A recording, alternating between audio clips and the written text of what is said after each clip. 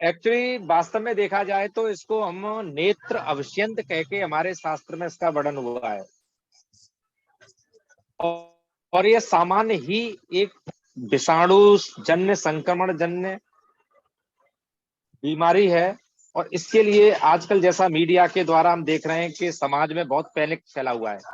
तो इसमें बहुत ज्यादा परेशान होने की कतई जरूरत नहीं है। 3 से 7 दिन में इसका संक्रमण, आप अगर कोई भी मेडिसिन नहीं लेंगे, दवाई न लें, तो स्वतः ही शांत हो जाता है। आयुर्वेद में इसका संक्रमण बताया गया है कि वर्षा ऋतु जन्य मिथ्या आहार विहार के सेवन से, दूषित जल के सेवन से इसका प्रकोप बढ़ता है।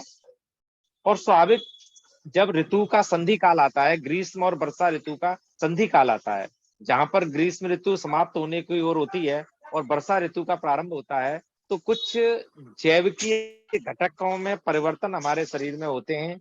बायोलॉजिकल जो क्लॉक होती है, तो उसके आधार पर विषाणु जो होते हैं उनके संक्रमण की दर स्वाभाविक रूप से बढ़ जाती है, क्योंकि इस समय नमी का सीजन होता है। तो इसमें बस जरूरत इस बात की है कि हम समाज में थोड़ी सी जागरूकता लाएं।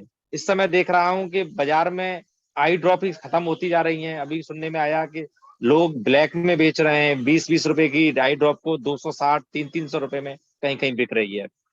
तो इसमें हम लोगों की थोड़ी सी अवेयरनेस करने की क्षमता, मुझे लगता है कि हम आयुर्वेद या योग वालों की कुछ कम रहती है, जिससे समाज हमारा लाभ नहीं ले पाता।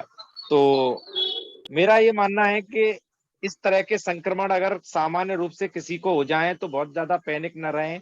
एक तो बहुत ज्यादा आहार विहार को में ध्यान दें। आहार में हम मोस्टली तीक्ष्ण आहार और कटु आहार, इनका सेवन कम से कम करें।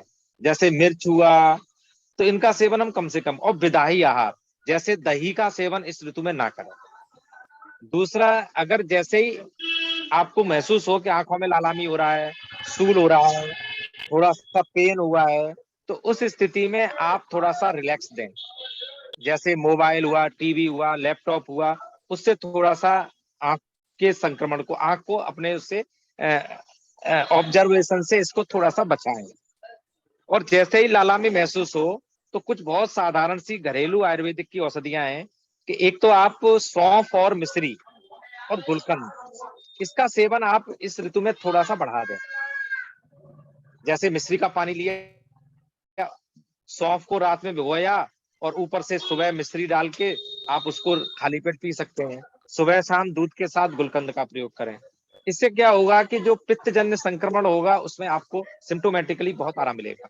बार बार आंख को ठंडे पानी से धो सकते हैं, और हो सके तो कसाय रस प्रदान, जैसे त्रिफला का पानी लिया। त्रिफला का पानी का तरीका यह है कि 1 चम्मच त्रिफला चूर्ण को 1 गिलास पानी में भिगोया और उसको उबाल लिया, और इतना उबाला कि आधा रह जाए। उस पानी से गुनगुना हल्का सा कोष्ण जल को लेके और रुई से या ऐसे ही आंख को धोने का प्रयास करें, त्रिफला चूर्ण को छान कर। इससे बहुत जल्दी आराम मिलता है। दाह, जलन और जो लालिमा आ जाती है आंख में, रेडनेस हो जाता है कंजक्टिवा, इसमें बहुत जल्दी आराम मिलता है 2 से 3 दिन में। अगर बहुत ज्यादा दर्द है तो आप उसमें त्रिफला के साथ, ये जो जनरली चाय होती है, चाय को भी आप मिला के और त्रिफला के साथ इसका काढ़ा, यानी कसाय रस प्रधान जो भी औषधि आपको मिल जाए, और घर में सुलभता से हरड़, त्रिफला और चाय की पत्ती, ये तीनों आती हैं, 2 से 3 बार आप आंख को धोइए। औषधियों में देखा जाए तो कई कंपनियां आयुर्वेद की बहुत अच्छी अच्छी दवाई बना रही हैं। जैसे आईटोन आ रही है, आइसोटोन आ रही है, हिमालय की ऑप्टा केयर करके बहुत अच्छी दवाई है, एक धन्वंतरी की आई गार्ड बहुत अच्छी दवाई है, एक राजस्थान में कृष्ण गोपाल कालेड़ा करके है, उनकी बहुत अच्छी दवाई आती है, नेत्र सुदर्शन अर्क। और अगर कुछ भी उपलब्ध न हो पाए तो आप साधारण रूप से फिटकरी और सुहागा, ये बाजार में बहुत आसानी से मिल जाएगा, घर में हो, उसको एक गुलाब जल में मिला के और छान के फिल्टर पेपर से, और उसका ड्रॉप बना के आप उसको ड्रॉप को पर 2 या 3 दिन में यूज कर लीजिए, क्योंकि बिना प्रिजर्वेटिव के ये खराब हो सकती है। तो 2 या 3 दिन में आप, और इतने दिन में आपके पूरे परिवार को लेके आंखों में आप डालिए, बहुत अच्छा इसका रिजल्ट मिलता है। और अगर बहुत ही ज्यादा जलन हो रही हो तो आप गीला चूना, जो पान वालों के यहाँ मिलता है, उस चीने को आंख से बचा के और आंख के चारों ओर लेप कर लें 10 से 15 मिनट, और उसके बाद साफ पानी से धो दें। पर ध्यान रहे चूना आंख के अंदर नहीं जाए। तो उसके प्रभाव से बहुत अच्छा आंखों की लालिमा में, आंखों की जलन में और इन्फेक्शन में प्रभाव पड़ता है। अधिकांशतः 3 दिन में रोगी इसी उपचार से ठीक हो जाते हैं। और मैं इससे ज्यादा आपका कोई प्रश्न हो तो मैं थोड़ा सा जवाब देने का प्रयास करूंगा। लोकेश जी, अगर किसी के जी प्रश्न हो जी तो आप जी जी बताइए। जी जी जी अभी जी मैं जी फिलहाल इतना ही मैं बताना चाह रहा हूँ इससे संबंधित। जी जी जी। बहुत अच्छा, बहुत महत्वपूर्ण जानकारी हमको मिली। बहुत सार रूप में आपने जानकारी दी वैद जी। और भी भाइयों, आपके पास किसी के पास कुछ प्रश्न हो तो हैंड रेज कीजिए, जब तक मैं कुछ प्रश्न वैद जी से करता हूँ। वैद जी, जैसे पंचगव्य की कुछ दवाइयों का उपयोग इसमें किया जाता है, गौमूत्र, गुलाब जल और शहद की जो औषधियाँ बनती हैं, उनका उपयोग इसमें कैसा है? बहुत अच्छा उपयोग है। आप कुछ ना मिले तो खाली बस इसकी अवेलेबिलिटी पर थोड़ा सा प्रश्न ये है कि पंचगव्य की दवाइयां साधारण रूप से अभी सभी जगह आसानी से उपलब्ध नहीं है। हुँ, हुँ, हुँ, हुँ। अगर आप उनको उपलब्ध करा सकते हैं तो कुछ ना मिले तो गोमूत्र से भी आप आंख का धोवन कर सकते हैं। और गोमूत्र, त्रिफला, इनसे भी आप त्रिफला चूर्ण को जल की जगह पर अगर गोमूत्र में बॉईल करके यूज किया जाए और हल्का सा आंखों में कोष्ण करके, बिल्कुल ठंडा, ठंडा बिल्कुल ना हो पर थोड़ा सा कोष्ण हो, तो वायरल इन्फेक्शन, आंख में चिपचिपापन जो आता है उसमें बहुत हुँ, अच्छा राहत मिलती है। और जी, ऐसे जी, ही जी। गोमूत्र को अगर 8 तह या 16 तह करके छान के और ड्रॉप ड्रॉप करके डाला जाए तो उससे भी बहुत अच्छा फर्क है। जी, जी, जी। और और अगर आप ये हाँ जी, जी, हाँ जी, वैद जी। हाँ जी, वैद जी। मेरा मतलब है कि अगर पंचगव्य की औषधि या ये जो गोमूत्र से जो नेत्र बिंदु वगैरह बनता है, अगर ये समाज के लिए आसानी से सुलभ हो जाए तो ये बहुत उपकार होगा समाज के ऊपर। जी, जी, जी, जी। वैद जी, ये जो सिकाई का कांसेप्ट था, जैसे कुछ लोग बर्फ से सिकाई कर रहे हैं, तो ऐसा परिणाम भी आ रहा है कि बर्फ से सिकाई करने पे थोड़ा-सा उसका टाइम पीरियड बढ़ जा रहा है। वो थोड़ा ठंडक तो मिल रही देखिए है, लेकिन बुखार भी आ मेरे जाता हिसाब है। से जितनी मेरे हिसाब से जितनी भी बर्फ की सिकाई है इस वायरल में ना करें, क्योंकि शीत से ये वायरल का प्रकोप बढ़ेगा।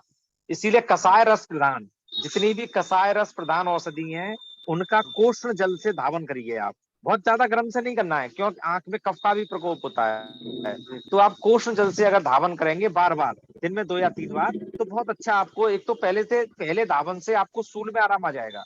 पर कसाय रस प्रधान और कोष्ण जल, बहुत ज्यादा गर्म नहीं ले लेना है पर बहुत ज्यादा ठंडा भी नहीं लेना है। और बर्फ की आइस की मेरे आयुर्वेद के हिसाब से ये विपरीत है। जी, जी, जी, जी, बिल्कुल, बिल्कुल। अंकित जी हमारे साथ में है, हैंड रेज़ किया हुआ है। अंकित जी, माइक अनम्यूट करके प्रश्न पूछिए। वैद जी, इसमें जानकारी लेना चाहूंगा कि फिटकरी दो तरह की आती है, शायद गुलाबी फिटकरी के नाम से भी कोई फिटकरी हाँ, आती है, तो कौन सी उपयोग गुलाबी करनी भी है? आती है, श्वेत भी आती है। वैसे बहुत ज्यादा गुणों में अंतर नहीं है। आपको जो आसानी से मिल जाए उसका प्रयोग आप कर सकते हैं। तो मात्रा क्या क्या क्या रहेगी फिटकरी वाले देखिए मात्रा स्वादों का वाली? इसका तरीका ये है कि आप करीब 5 ml गुलाब जल ले लीजिए। ठीक है। 5 ml गुलाब जल में एक चुटकी, लगभग लगभग 125 मिलीग्राम के आसपास होनी चाहिए। इतना ही सुहागा, इतना ही फिटकरी, और अच्छी तरह मिला लीजिए। और ये जो बुक सेलर होते हैं इनके यहाँ फिल्टर पेपर मिल जाता है बहुत आसानी से। अच्छा। उसको फिल्टर पेपर के ऊपर डाल के किसी बढ़िया सा कोई साफ सुथरा बर्तन हो या कोई कांच की शीशी हो उसमें हम्म। रख लीजिए। पर आप ध्यान रखना, बिना प्रिजर्वेटिव के आप 2 या 3 दिन से ज्यादा यूज मत करना। आप ऐसा ठीक नहीं कि है। उसको आपने रख लिया और 1 महीने आप यूज कर रहे हैं, तो मत करना। वो थोड़ा सा मैंने देखा फंगस आ जाता है। तो आप 2 या 3 दिन आप यूज कर लीजिए। और एक एक एक औषधि और है, अभी मेरा ध्यान आ गया। भांग के पत्ते आपको सभी जगह मिल जाएंगे। किस चीज के पत्ते? भांग, भंगा। अच्छा, भांग के पत्ते। भांग के पत्तों को साफ करके अच्छी तरह धो के और उनका पेस्ट बना के आंखों के चारों तरफ, घेरे पर, आंख के अंदर ऊपर नहीं लगाना है, आंख के चारों तरफ उनका लेप कर दीजिए। तो बहुत जल्दी इसमें आराम से जलन में और दाह में उसका प्रभाव लगाने से ही हो जाता है। पर आंख के अंदर नहीं लगाना है, पलकों के ऊपर लगा सकते हैं आप आंख बंद करके। और आंखों के नीचे जो है चारों ओर आप उसका चूना और भांग का भी प्रयोग आप कर सकते हैं। जी, अगर और कोई प्रश्न हो तो। तो एक चीज बताएं वैद्य जी की फिटकरी को मतलब पीस के कैसे लिक्विड कैसे बनेगा, मतलब घोलना है पानी में उसको? आपको कुछ नहीं करना है, फिटकरी सुहागे को एक चुटकी लेके तवे पर गर्म कर देना है, ठीक है। और उसका पहले ये लिक्विड जैसा बनेगा, फिर पाउडर जैसा बन जाएगा। उस पाउडर को ठंडा करके गुलाब जल में मिला लीजिए और फिल्टर पेपर से छान लीजिए।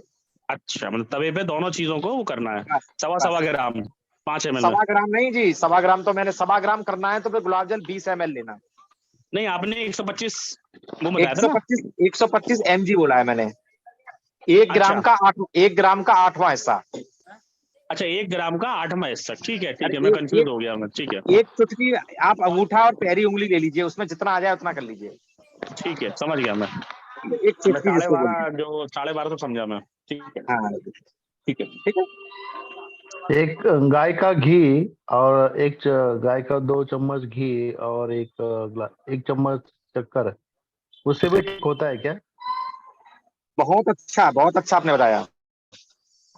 मैं इस हाँ चीज को हाँ। भूल गया था। हाँ, अब आपने गाय के घी का इसमें नश्य भी दीजिए आप, नाक में अगर डालेंगे। मैं एक्चुअली भूल गया इस बात को बताना, आपने मुझे धन्यवाद आपका, आपने मुझे याद दिला दिया। खाली घी का भी आंखों में आप लेप करिए, और घी को आंख में डाल भी सकते हैं, और घी को नाक में भी डालिए। इससे भी आई फ्लू में आपको बहुत अच्छा फर्क पड़ेगा। पर घी डालने के बाद आंख को गर्म पानी से धोना मत भूलिएगा, उसके बाद थोड़ा सा गर्म पानी से जरूर धो दीजिएगा।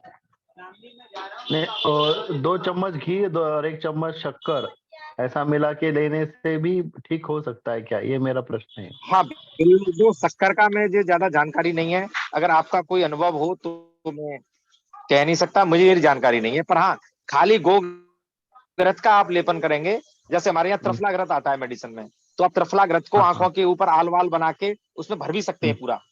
तो बहुत अच्छा, आजकल वो आई ग्लास मिल जाते हैं, तो आई ग्लास को लगा के और उसमें आप घी भर दीजिए, और रोगी से हम्म। कहिए कि पलकों को खोले बंद करे। बहुत अच्छा रिजल्ट मिलता है इससे।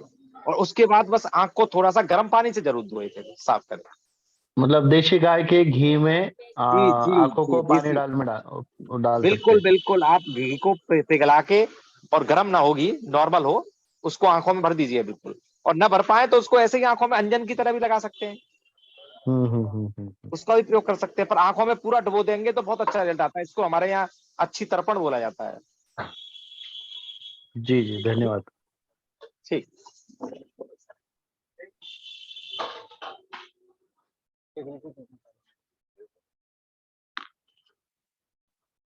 और कुछ प्रश्न है किन्हीं का?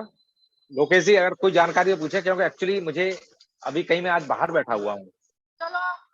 अच्छा ठीक है, अच्छा अच्छा अच्छा। तो मैं क्षमा चाहूंगा, मैं थोड़ा सा जल्दी, ठीक है वैद्य क्योंकि जी, तो 9 बजे कुछ तक तो मैं घर प्रश्न। पहुंच जाता हूँ। हाँ, जी अगर जी कुछ जी है जी तो अभी मैं 2-4 मिनट और रुक जाऊंगा। जी जी जी जी। तो अभी किन्हीं का कुछ कुछ प्रश्न प्रश्न है तो संदीप जी, आपका कुछ प्रश्न है? संदीप जी, निर्मला जी, अशोक जी। करीबन। पार्टिसिपेंट भी कुछ हमारी दीदी हैं, वो भी लेट जुड़ रही हैं। तो वैद्य जी, जी। तो इसमें आपने काफी सारी जानकारी तो समाहित कर ही ली है। मीरा दीदी मेरा ये भी जुड़ी हैं। मीरा मेरा दीदी, आपसे बस आपका कुछ अंत में बस प्रश्न है, मैं बोलना पूछ चाहता हूँ, लीजिए एक कृपया, एक माइक तो अनम्यूट है। समाज को आप एक जानकारी दीजिए, 2 मिनट 1 मिनट और लूंगा मैं, कि आप इस रोग में पैनिक मत बनिए। हम लोगों के जी साथ वैद्य जी, दिक्कत क्या आ रही है कि आवाज अगर कट गई। आंखों में समस्या आ रही है तो हम पैनिक हो जा रहे हैं, और अनाप शनाप आप स्टीरॉयड डाल रहे हैं, एंटीबायोटिक डाल रहे हैं, इससे आपका रेजिस्टेंस और होता जा रहा है वायरस। आप इसके लिए बिल्कुल पैनिक मत रहिए। 3 से 7 दिन में, मैक्सिमम 7 दिन नहीं ले रहा है ये, 3 दिन में अपने आप ठीक हो जा रहा है ये। आप कोई भी दवाई यूज मत करिए, और थोड़े थोड़े घरेलू आप प्रिकॉशन लेते रहिए। क्योंकि मैं अभी देख रहा हूँ बाजार में, अभी मुझे 2-3 मरीजों ने बताया कि आई ड्रॉप गायब हो गई है बाजार से इस समय, और जिनके पास है वो उसका बहुत दोहन कर रहे हैं। जो जनरिक बेचारी वो 7-7, 8-8 रुपए की ड्रॉप आती थी, उनको 200-200, 250 रुपए में बेचा जा रहा है। तो इस बात को आप लोग सोशल मीडिया के माध्यम से थोड़ा सा फैलाइए, लोगों को जागरूक करिए कि आप सिंपल त्रिफला 2 रुपए की कॉस्ट से आप आई फ्लू को सही कर सकते हैं, और जी 2 रुपए जी से ज्यादा कॉस्ट नहीं आएगी। और जो मैंने ड्रॉप बताई है, इस ड्रॉप को तो आप घर पर बना सकते हैं। गुलाब जल ले लीजिए, फिटकरी ले लीजिए, सुहागा ले लीजिए, इसमें तो कोई केमिकल है ही नहीं। आप बस ध्यान ये रखना, 3 से 5 दिन से ज्यादा मत यूज करिएगा। जी जी। संदीप जी कुछ पूछ रहे थे, संदीप जी। जी जी, बताइए। नमस्कार वैद्य जी। नमस्ते भैया। हाँ जी, मैं ये पूछना चाहता हूँ, जैसे हम बचपन में क्या करते थे, जो सांप की काचली होती है ना, तो आंख आ जाती थी तो सांप की काचली से ठीक करते थे, उसको लगाते थे आंखों को थोड़ी देर। तो क्या ये सही है? देखिए, देखो मैं आपको बताऊं, आयुर्वेद का ज्ञान इतना अपार फैला हुआ है कि कुछ क्षेत्र विशेष से, कुछ आपकी परंपराओं से जो ज्ञान है, वो ज्ञान को वास्तव में हमको भी नहीं मालूम। हाँ हो जी। सकता है कि ये कोई ज्ञान नॉलेज हो और आप इसको लगाने में या करने में मुझे नहीं लगता कोई हर्ज है, अगर आपको मिल जाता हो, क्योंकि परंपरागत ज्ञान जो भी अपना ट्रेडिशनल ज्ञान है, उसको हम लोगों ने थोड़ा-सा भुला दिया है। पर इस ज्ञान को अगर आपको लगता है कि आपकी परंपरा में ये आया है, तो आप इसको बेझिझक यूज़ कर सकते हैं। पर एक बार इसकी प्रोसेस देख लीजिएगा, मुझे नहीं, इसके बारे में जानकारी नहीं है। मतलब बचपन से आज तक करते आए हैं, आप भी करते हैं। अगर आंखों में लालक होती है तो नहीं, सांप की काचली होती है ना, उसको मैं हाथ में बोल रहा मतलब हूँ हाथ में लगा कि लेते हैं हमारी थोड़ी देर। नानी, दादी व जो भी हमको हमारी हमारी जो नानी का और दादी का जो ज्ञान था, वो बड़ा वैज्ञानिक था और ये आयुर्वेद हमेशा देश क्षेत्र विशेष से बहुत बिलोंग करता है। हाँ जी, बहुत बहुत धन्यवाद वैद्य जी। वैद्य जी एक जानकारी और दें कि यदि जी, जी। ये 5-7 दिन रहता है और इसमें अगर कोई भी औषधि का प्रयोग न करा जाए तो क्या कुछ विपरीत प्रभाव पड़ सकते हैं? नहीं, मुझे बच सकती नहीं लगी आपको। औषधि का प्रयोग क्या है, घरेलू आप ये उपाय तो करेंगे। अगर जलन आ रही है तो आप कुछ नहीं करिए, आप 1 चम्मच सुनसान घी लेना शुरू कर दीजिए। भोजन में मिर्च बंद कर दीजिए, नमक कम से कम यूज़ करिए। इतना तो कर सकते हैं ना अपन लोग। आँखों को बार-बार हल्के गुनगुने गर्म पानी से धोइए। अगर कसाय रस नहीं मिलता है, त्रिफला नहीं मिलता है, हरड़ नहीं मिलती है, तो हर एक घर में चाय होती है। चाय की पत्ती को उबालिए, तो पानी से 2 बार आँख धो लीजिए। आपका 3 दिन में आराम तो अपने आप हो जाएगा। ठीक है ना? इतना तो अपन लोग कर ही सकते हैं। जी, जी।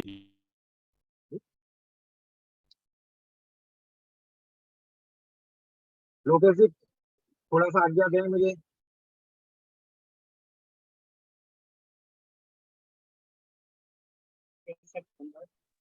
वो लेफ्ट हो गए।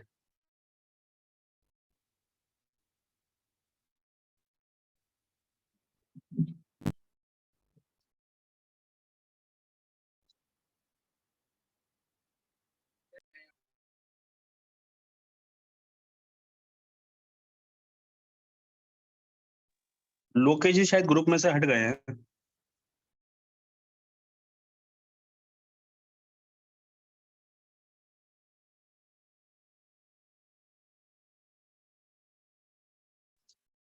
नमस्कार दादा, आपकी आवाज नहीं आ रही है। नमस्कार दादा, यू आर म्यूटेड।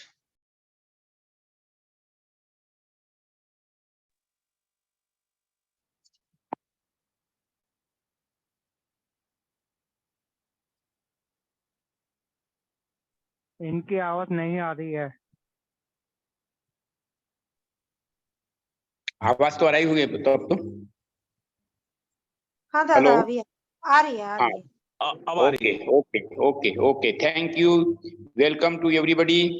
तो वही मैं कह रहा था कि ये पुनीत जी ने बड़ी घरेलू और बहुत ही व्यवहारिक और बहुत सरल जानकारी दी।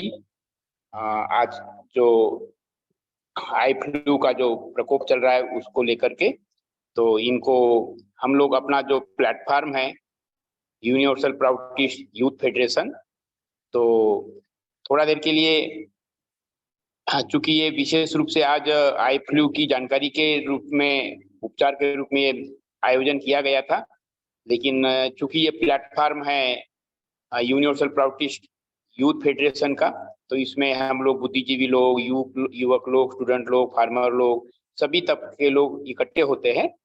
और ये जो स्रोत है, प्रेरणा का स्रोत हमारे गुरुदेव आनंद मूर्ति जी उर्फ प्रभात रंजन सरकार जी है। तो आज स्वास्थ्य की दृष्टि से ही विशेष रूप से तो पुनीत जी ने जानकारी दे ही रखी है। ये पुनीत जी आपका नाम है कि अंकित जी नाम है आपका? एनीवे, ये अंकित जी लगता है दूसरे है। तो जहां तक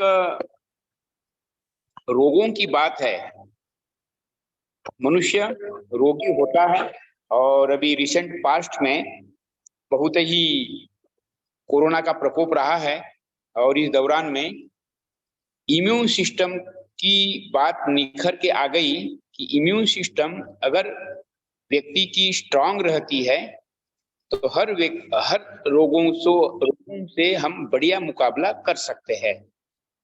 तो ये जो जानकारी है मेडिकल की है, लेकिन medical science is related with the mind. अब माइंड के बारे में साइकोलॉजी भी कहती है, मेडिकल साइंस भी कहता है कि most of the diseases are psychosomatic. मतलब कोई भी बीमारी पहले माइंड में घर करती है और तब फिर उसके बाद में फिजिकली वो दृष्टिगोचर होती है। तो इस दृष्टि से योगा, मेडिटेशन, यौगिक प्रक्रिया के अंतर्गत हम अपने इम्यून सिस्टम को स्ट्रांग करने के लिए अपने माइंड को भी स्ट्रांग करें। तो ये जो प्लेटफॉर्म है बेसिकली अध्यात्म और सामाजिकता का सुंदर समन्वय युक्त प्लेटफॉर्म है। तो आज अध्यात्म ओरिएंटेड जानकारी देने के क्रम में इम्यून सिस्टम को स्ट्रांग रखने में गुरुदेव आनंद मूर्ति जी का एक सुंदर आर्टिकल है, सम्यक व्यायाम। इस संयम व्यायाम के माध्यम से, सम्यक का मतलब है परिमार्जित। परिमार्जित क्या कि ये जो मनुष्य जीवन है ये फिजिकल भी है, फिजिकल से ज्यादा साइकिक है और साइकिक से ज्यादा स्पिरिचुअल है।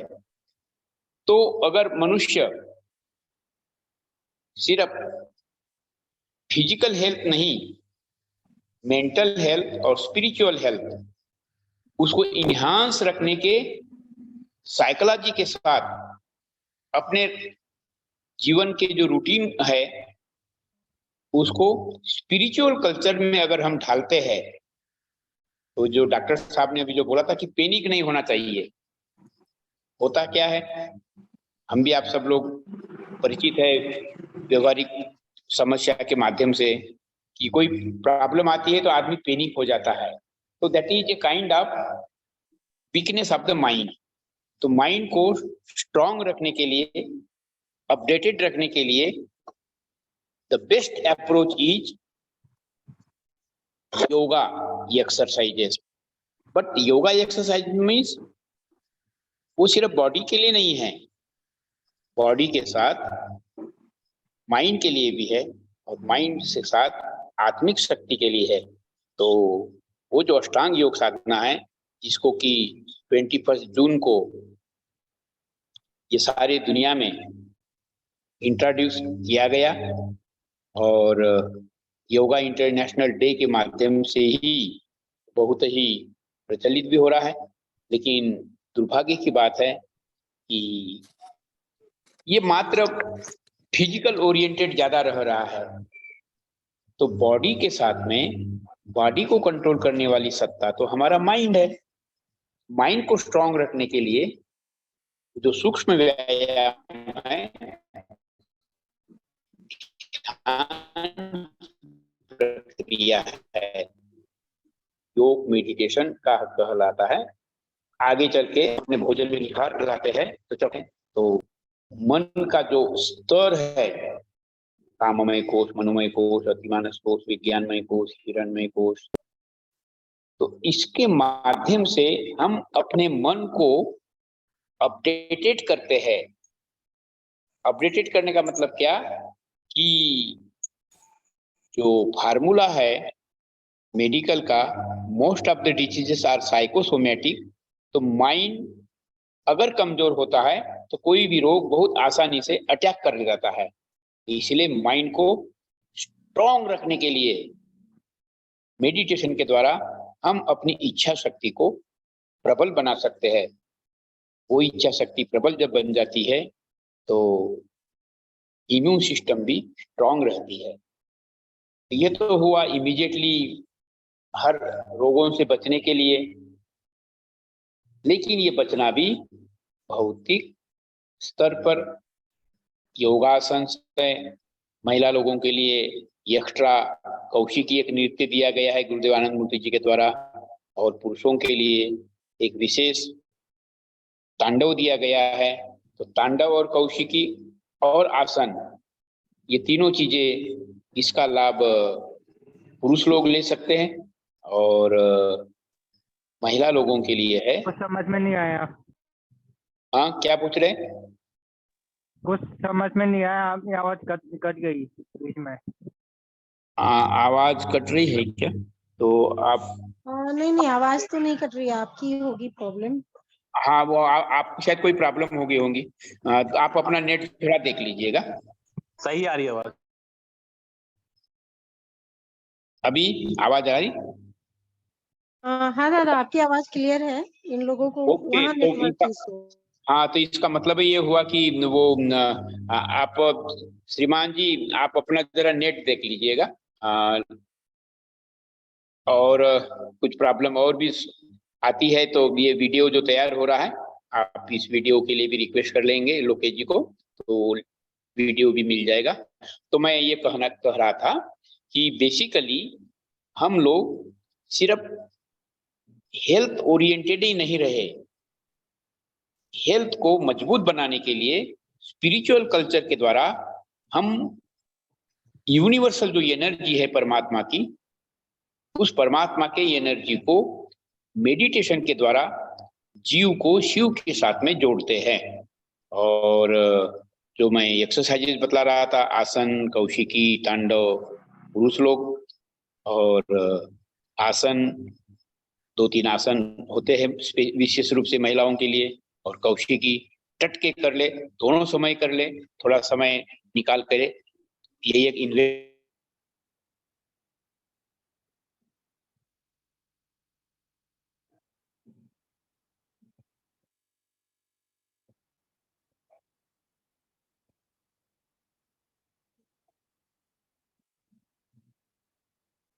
और इसीलिए सूचित करना चाहूंगा कि ये जो कल्चर है, अब ये सिर्फ हेल्थ ओरिएंटेड न रहे, स्पिरिचुअल ओरिएंटेड होने का मतलब कि मनुष्य जीवन अनमोल है, व्यक्तिगत जीवन में नहीं, सामूहिक जीवन में भी उसको, हम जिनके संपर्क में आते हैं उन लोगों को भी ये आध्यात्मिक कल्चर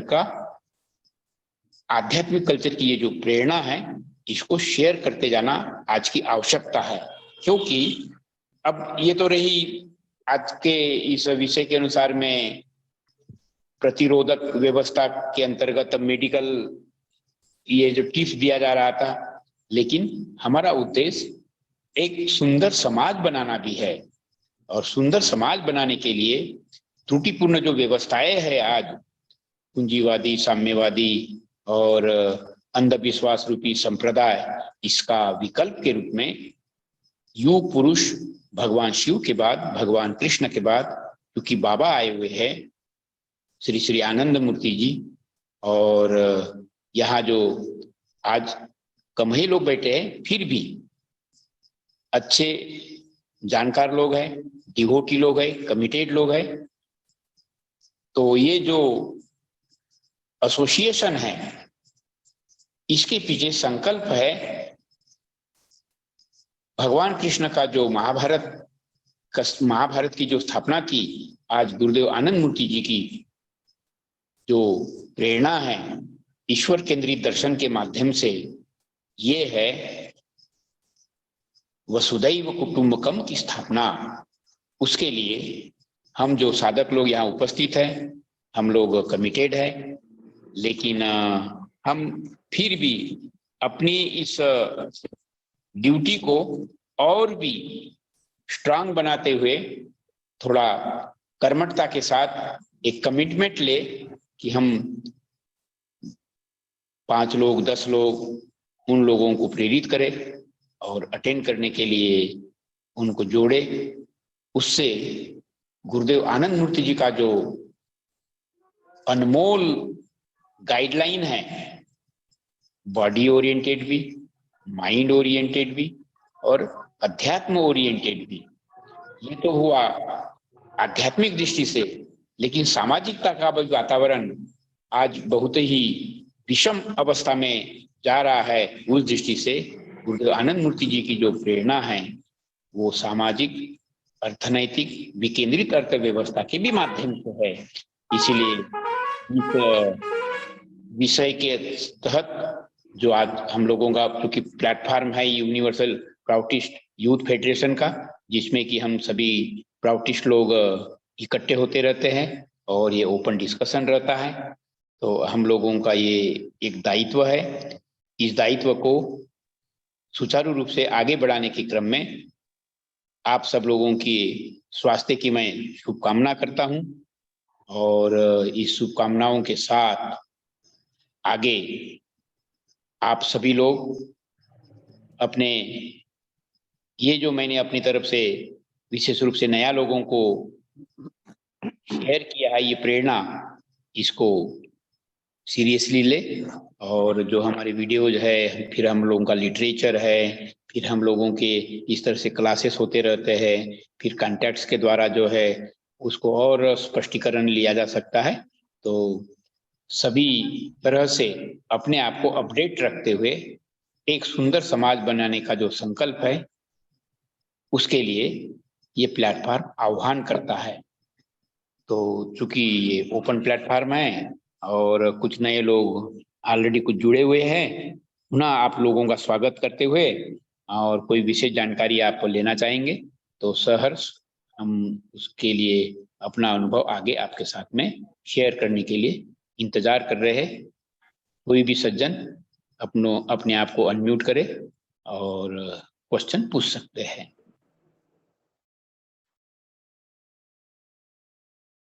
एनीबॉडी प्लीज?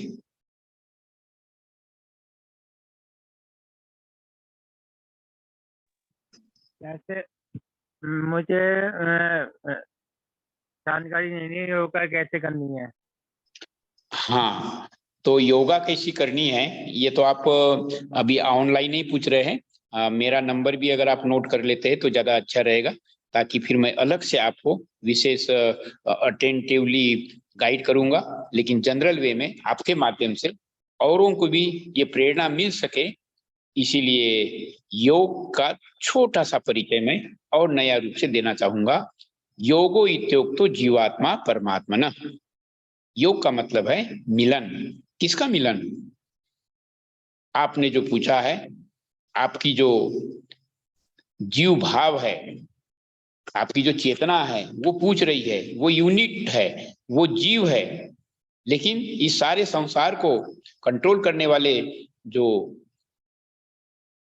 सर्वव्यापी, सर्वगुण संपन्न, ओमनिशियंट, अंतर्यामी, सर्वव्यापी और सर्वशक्तिमान परम पुरुष, जिसको कि संस्कृत में ब्रह्म कहा जाता है, तो इस संसार का वो मालिक है और उसको सर्वोपरि चेतना भी कहा जाता है। तो हमारी चेतना जीव की चेतना है और इस संसार को कंट्रोल करने वाले की चेतना वो कॉस्मिक माइंड के रूप में वो यूनिवर्सल चेतना है।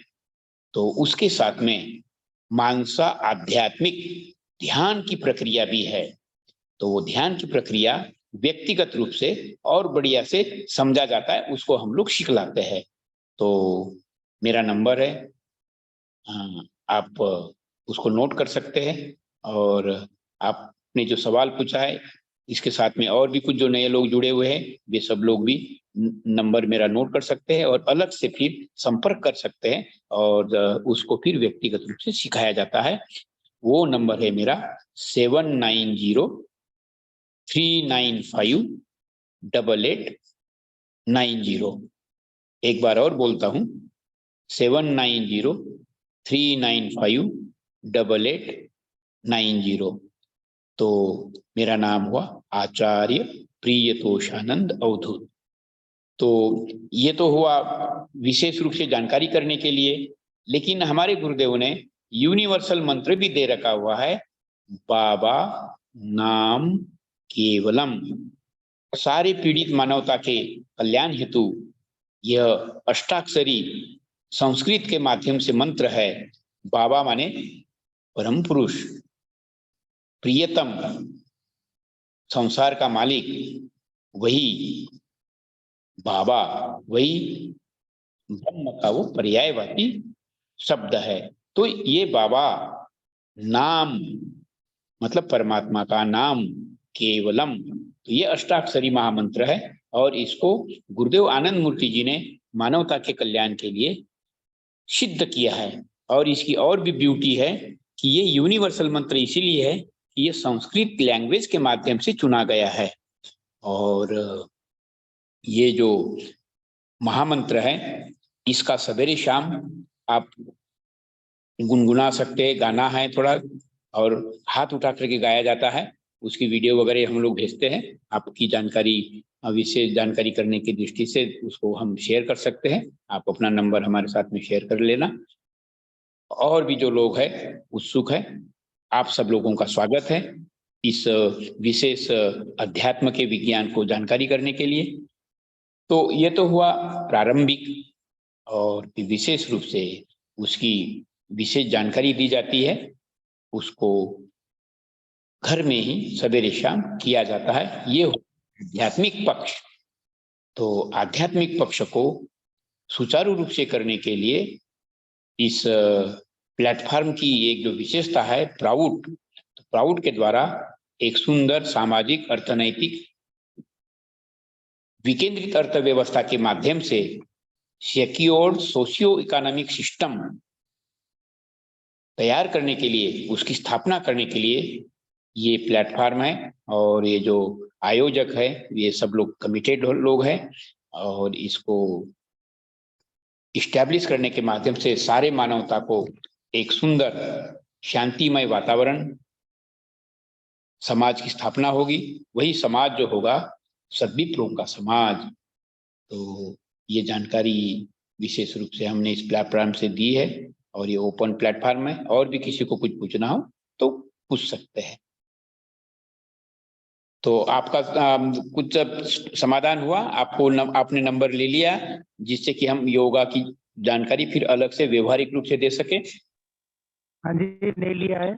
और एक जानकारी और लेनी थी मुझे, जैसे कि मैं जैसे धूपबत्ती अगरबत्ती मैं बनाता हूँ ऑर्गेनिक। क्या बनाते? धूपबत्ती अगरबत्ती मैं बनाता हूँ ऑर्गेनिक, गोबर से बनी हुई। तो थोड़ा सा नॉलेज है, मैं ये उसके बारे में मुझे और नॉलेज भी लेनी थी, उसके बारे में आप मुझे बता सकते हैं? अगरबत्ती में तो